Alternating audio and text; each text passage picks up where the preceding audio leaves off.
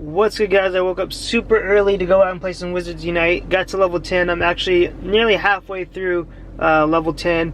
Went back home, took a little nap, and now I'm headed back out to go play some more. So this time I'm going to show you guys a little bit of gameplay of the game. I have screen recorded some stuff before, and I will be recording the screen with this camera as I'm playing to show you guys some of the stuff. It's not ideal, but it's definitely better than the first video where it's just pictures gathered together with me talking over it. So anyways, let's get out there and start hunting. Okay, guys, so here's my character profile, and I quickly want to show you guys one thing. I just unlocked a new title right here.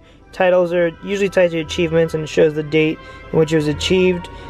Superior Spellcaster, so that's because I got 10 masterful casts. So basically what a masterful cast is when you cast your spell, you draw a little outline, and you get a rating, much like how in Pokemon Go it's like nice, great, and excellent. Here I think it was like good, great, and masterful. So the way you get a masterful is not just tracing the outline. Sometimes it's in the shape of an M, sometimes it's a straight line down. It's not just tracing the outline as neatly as possible, it's also about speed. So you can do it as neat as possible, and if you take like 2 seconds with it, it's not quick enough. So you really got to just rush to do it, and you know, hopefully you still get that accuracy as well, and you're gonna most likely get a masterful cast at that point. There's my experience bar. A little over halfway through level 10 right now. Another thing I want to show you is, here's some of the buildings you'll see. This blue one is like a little greenhouse, and the green roof is like a little restaurant or inn you go to. Notice the white smoke off of that building and the green smoke off of this one. This means that they've recently been used and they're not really active for their next cast. Although I say that, it looks like it was right when the timer was up. So with the greenhouse, you can pick plants which give you a little bit of, sometimes a little bit of energy, which is the blue spark, and then obviously plants are there, and it has a little timer on how long until the next time you can use it. Another feature you can use here is you can plant like seeds, and once they've grown, you can basically pick them. Next up, I'll show you the other little house I was talking about. See how the white smoke is gone now that was over it?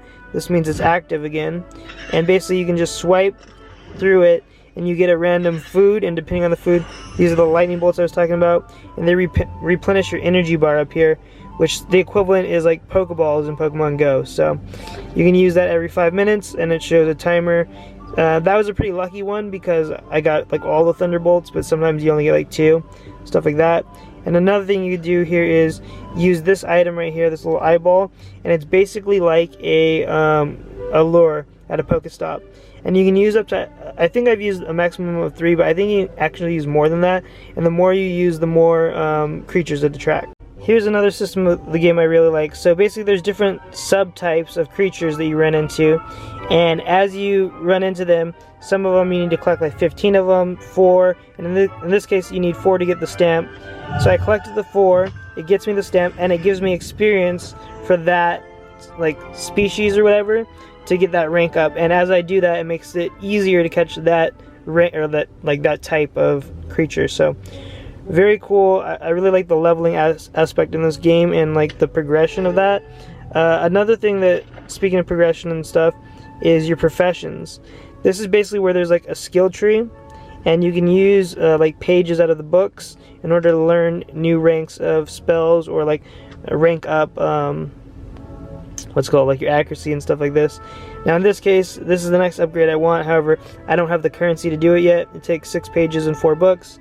I have 8 pages and 1 book right now, so it'll take some more grinding to get that. But another very cool aspect of the game that is pretty different from Pokemon Go, I definitely say. So another aspect of the game is crafting potions. So it takes a little while for it to cast. I'll let the focus try to get in there.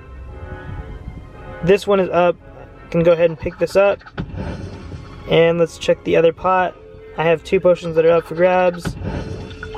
And now this is where I can use my resources to start crafting other potions. So between the 2 pots, you have to rent one of the pots, and you get one of the pots for free. Between the 2 pots, you can have up to 8 potions going at any time. Let's get this one brewing. I don't have all the ingredients for this one, but no problem. For just 3 coins, can go ahead and get that one started and using the rest of my materials. So another pretty cool portion of the game, which is crafting potions. First time seeing one of these. Looks like I was lucky enough to catch it on the first try. Hey, very cool. 1 of 8. First time collected bonus, 920 experience for that one. Very cool.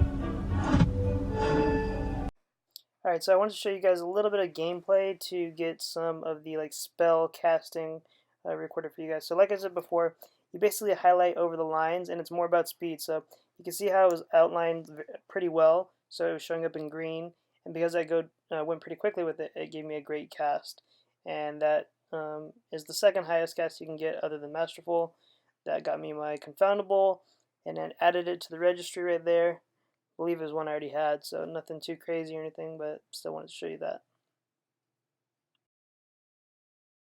So next I want to show you one of my favorite features in the game, and that is the port keys. Basically this is the translation of like eggs hatching in Pokemon Go. You get a port key, you put a key in it, and you walk kilometers, and once you do that you unlock these portals, which you do need to be standing stationary, so make sure you have a big open space to do it. And then you basically collect 5 free items, and it takes you out of there, and you get those free unlocks. So yeah, that's the equivalent to hatching eggs in this game. Another feature I really enjoy out of this game is the skill tree, which I've mentioned before. It's tied to your profession, and it unlocks a whole bunch of stuff. And yeah, these are some really great features that they've added to this game over Pokemon Go. Anyways guys, thanks for watching. Until next time, peace. Appreciate you guys.